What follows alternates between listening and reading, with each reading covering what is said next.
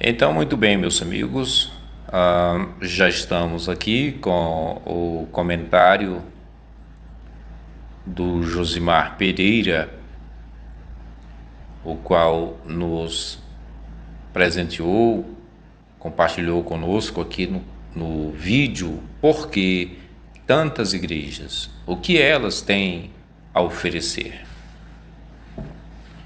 Lembrando sempre que quando você colocar o seu comentário, procure fazê-lo de uma forma muito muito inteligível para que a gente possa ler e interpretar aqui de uma forma que fique fácil para todas as pessoas entender, para talvez alguma pessoa deficiente visual, para que ela possa ouvir e compreender perfeitamente, tá bom? Então, vamos à leitura desse comentário do nosso amigo Josimar Pereira. Josimar, muito obrigado, antes de mais nada, por você nos compartilhar essas duas experiências, a experiência desta irmã e a sua experiência juntamente com a sua família como crente, tá bom, Josimar?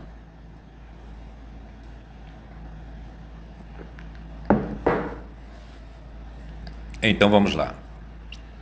O Josimar nos escreveu assim: nem sempre as igrejas grandes ajudam. Meus pais ficaram por quase 20 anos na IPDA, sigla correspondente à Igreja Pentecostal Deus é Amor, só ajudando a construir o império de Davi e Miranda.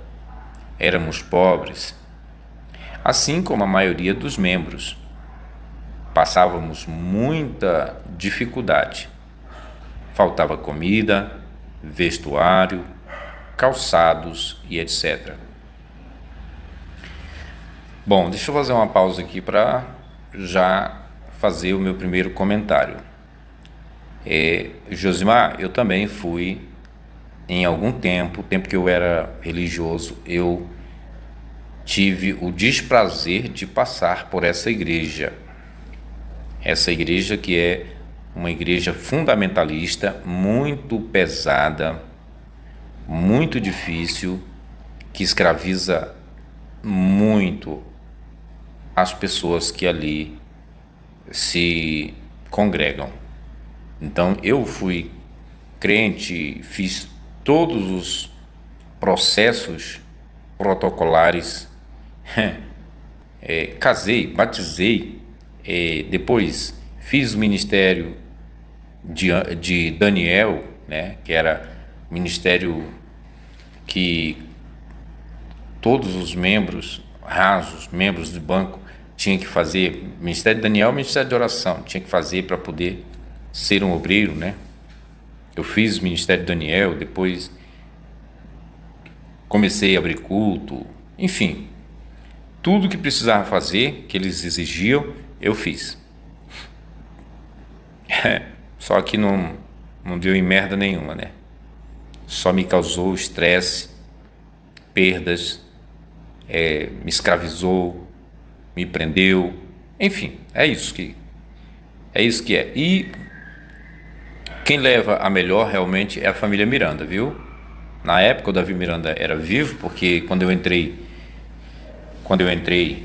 na IPDA, na Igreja de Deus e Amor, era exatamente por volta finalzinho de 90, na década de 90, era 98, 99, era por aí.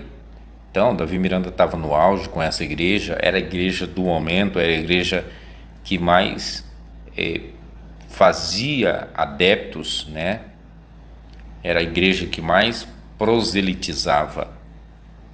E eu me achava o máximo em ser considerado crente da Igreja de Deus e Amor. Infelizmente, um alienado, escravizado, retardado, uma pessoa que tinha dificuldades em me relacionar com as pessoas com a sociedade só por fazer parte dessa igreja. Eu era um corpo estranho, mas me achava o melhor. E na minha cabeça, todos que não concordavam, que não estavam de acordo com os padrões dessa igreja, estavam em pecado, estavam caminhando para o inferno. E era assim que a gente pensava. Hoje não é tanto assim, né? Porque a evolução, a tecnologia, a informação, a mídia, a internet ajudou muito a quebrar esses paradigmas. Mas veja, uma das coisas que você falou aqui, Josimar, é que a sua família era muito pobre. E igualmente a maioria dos membros dessa igreja. E isso eu quero fazer questão de enfatizar aqui, que realmente a Igreja Deus e Amor, ela é composta, na sua grande maioria, por pessoas pobres, pessoas leigas, analfabetas, pessoas em estado de vulnerabilidade social, né?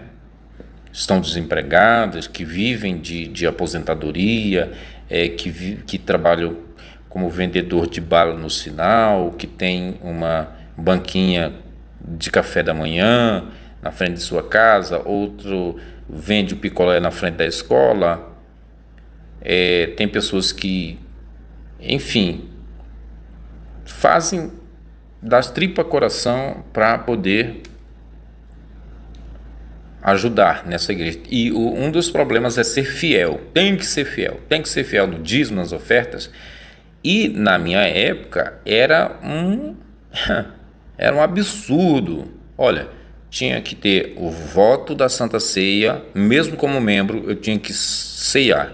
E para ceiar eu tinha que ter o voto da Santa Ceia. Se não tivesse, não estava bem para ceiar. Não estava bem. Quando eu fui para obreiro, obreiro raso, eu tinha que ter o voto do obreiro, tanto na regional como na estadual, né? Como na estadual. Quando tinha as concentrações com os enviados especiais da sede mundial, era uma lasqueira total. Porque tinha que estar disponível para fazer caravana, para evangelizar, e tinha que ter o dinheiro para participar também com os votos, porque o dinheiro é a coisa mais importante nessa igreja, né? Então aí você falou que muita gente era pobre. Vamos lá. Falou que faltava comida, vestuário, calçados, etc. Eu também vivi um tempo de miséria. Foi o pior momento que eu já vivi, foi o tempo que eu tive nessa igreja. Foi terrível para mim, para os meus filhos, para minha família. Pessoas de outras igrejas, como a presbiteriana, por exemplo, nos ajudavam. Eu também recebi muitas ajudas de outras igrejas, pessoas que eram muito mais solidárias que o pessoal da Igreja Deus Amor.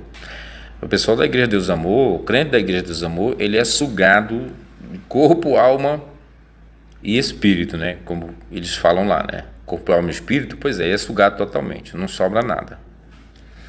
Mesmo eu sendo criança, adolescente, eu via que estava tudo errado.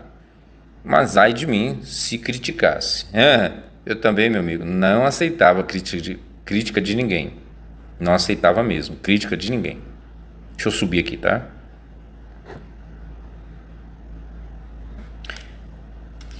Meu ignorante pai preferia que xingasse a mãe dele a falar mal da igreja. Isso é muito recorrente. Os crentes dessa igreja não aceitam falar mal de ninguém. Não toca no Davi Miranda não, que ele é o homem de Deus, o saudoso homem de Deus. Eita! Não toca nele não. O fanatismo religioso é realmente uma praga, é uma desgraça. As pessoas são capazes de fazer coisas absurdas, como foi o caso daquele jovem que esquizofrenicamente matou a sua mãe a facadas depois de se batizar nas águas.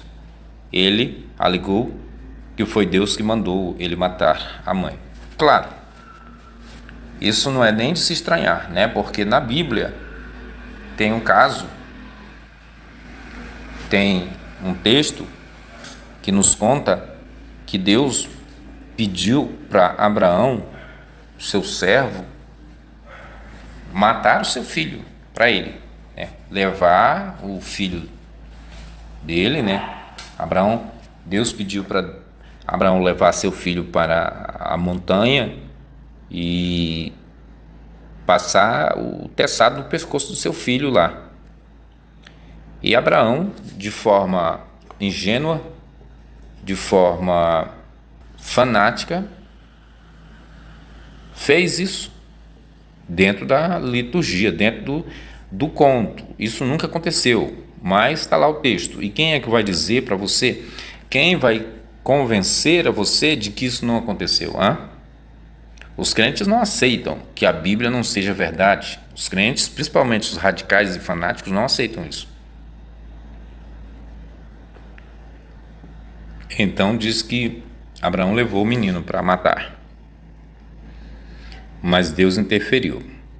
Coisa que só acontece dentro da Bíblia, porque fora da Bíblia não vemos uma única vez que Deus tenha interferido para evitar uma catástrofe, uma tragédia, uma desgraça, uma fatalidade no meio das famílias e etc, e etc. E por quê que isso não acontece? Não é por causa disso não. Não é por causa do livre-arbítrio não, viu? Parou, pode parar. É porque não há Deus, meu amigo. Não há Deus. Livre-arbítrio é só um argumento dos piores que tem, que as pessoas usam para defender essa ideia de Deus, para dizer que Deus, ele conferiu ao homem o livre-arbítrio. Mas a verdade é que Deus é apenas uma criatura criada pela mente humana, uma das piores mentalidades humanas foi que criou Deus, que é um Deus que reflete exatamente a natureza do ser humano mais perverso possível. Um Deus que reflete a natureza de um ser humano esquizofrênico, intolerante, abusador, misógino, infanticida, né? Um Deus que reflete a natureza de um ser humano obcecado por derramar sangue. É exatamente isso, tá? Então, bora aqui, continuar aqui. Uma amiga era da IPDA, da Igreja Deus e Amor, em 2012, e estava frequentando há 10 anos, isso desde 2002, né? Ela trabalhava como empregada doméstica, tinha 2 filhos, não tinha marido, olha aí, não tinha marido, né? Tinha 2 filhos, não tinha marido, e era dizimista fiel. Por que tem que ser dizimista fiel, hein? Pessoas nas condições mais miseráveis possível tem que ser dizimista fiel. Por quê? Por quê, hein? Claro, para sustentar o império, para sustentar o luxo, para sustentar o luxo da família Miranda. Só a família Miranda. Família patriarcal, somente. Ninguém mais. Ela tinha 2 filhos, não tinha marido e era dizimista fiel. Como ela pagava aluguel, olha aí, como ela pagava aluguel, precisava fazer malabarismo com o salário que recebia para não faltar comida. Nossa, isso é cruel, viu? É cruel. Mas na mente da pessoa, ele pode fazer qualquer coisa. Deixar o filho com fome. Eu deixei meus filhos quantas vezes com fome. Mas não tocava no dízimo, de jeito nenhum. De jeito nenhum. Acabava o gás, mesmo assim, eu ficava ali, não tirava 1 centavo do dízimo. Porque Eu não queria ser considerado um pecador, um infiel, um ladrão. Eu queria ser considerado uma pessoa íntegra, justa, muito fiel, muito obediente, né? Um servo fiel. Eu queria ter esse selo lá, né? De servo fiel. E aqui diz: no dia em que a água de sua casa estava em iminência de ser cortada por falta de pagamento, ela recorreu à igreja. Ela recorreu à igreja e fez o certo, né? Agora, quem não fez o certo foi o pastor. Observe, o pastor a chamou lá na frente e a expôs em situação vexatória ao dizer que ele estava precisando de ajuda para pagar, vou subir aqui, para pagar sua água, e que se Deus tocasse no coração de alguém, que ajudasse a irmã. Para você ver. É muito contrário ao que diz a Bíblia, né? Ao que diz a Bíblia, tanto no Velho Testamento quanto no Novo Testamento, né? No Novo Testamento a gente tem aquele texto que diz que uma certa vez, no livro de Atos, que diz que uma certa vez a igreja estava passando por um aperto e todos os irmãos vendiam tudo o que tinham e depositavam aos pés dos apóstolos. E esses repartiam no meio da comunidade à medida em que alguém tinha necessidade, de forma que todos tinham tudo em comum e não lhes faltava nada. Ao contrário da igreja de hoje, que só quem tem tudo em comum e não lhes falta nada são os pastores. No caso da Igreja Deus e Amor, a família Miranda. A família Miranda. Quem tem carrões de luxo, blindados, mansões, casas, muitos prédios, muitos empreendimentos, fazendas, nesse caso, né? Em outros casos, só os líderes religiosos, né? Os fundadores é que têm todo o privilégio de ter tudo em comum e não lhes falta nada. Ao contrário do povão, que é exatamente o contrário, lhes falta tudo e não tem nada.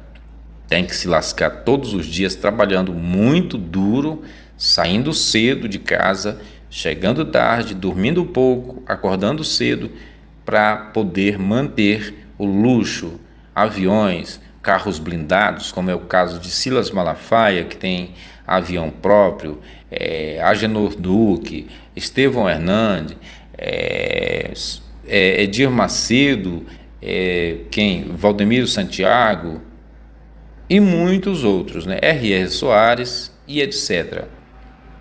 Esses personagens aí têm uma vida absurdamente regaladas. Eles não sabem o que é sofrer, o que é passar fome, o que é ter falta de pão, a falta da manteiga na mesa. Não sabem o que é ter a falta do gás para cozinhar, né, para fazer a comida. Não sabe. Não sabe o que é andar a pé, muito menos andar de ônibus. Agora o povão é que se lasque. Só que o povão que é assim, né? Quer continuar assim. Bora continuar aqui. Ela contou para minha mulher que quase caiu a cara de vergonha e que nunca mais procuraria a direção da igreja para pedir ajuda. Claro, né? Um absurdo desse. Na cidade em que moro, tinha 3 IIGD, Igreja Internacional da Graça de Deus. Acredito que seja equivalente aí. Uma no centro, com cerca de 800 membros, e as outras 2 em bairros periféricos. Uma delas teve que fechar as portas porque, conforme o pastor, o dinheiro de ofertas que estava entrando não era suficiente nem para pagar o aluguel do ponto. Infelizmente, o objetivo é o mesmo para todas as igrejas. Qual é o objetivo? Arrecadar. Exatamente. Então, meus amigos, aí está esse dramático comentário, citando aí a vergonha, o vexame que essa irmã passou. É lamentável o que as igrejas fazem seus membros passar. É lamentável também saber que no nosso país não tem justiça justa para punir os líderes religiosos que exploram, que extorquem, que coagem, que humilham, que menosprezam e que escravizam as multidões de pessoas pobres, ignorantes, leigas e analfabetas. Infelizmente, essa é uma dura realidade. Uma dura realidade.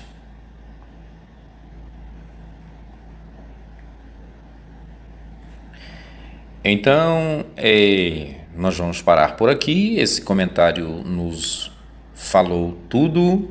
Agora quero que você comente, que você coloque aquilo que você pensa sobre esse assunto, sobre tudo que falamos aqui. E quem sabe, no próximo vídeo, o seu comentário vai vir como tema de mais um vídeo. Tá bom, meu querido? Minha querida? Um abraço.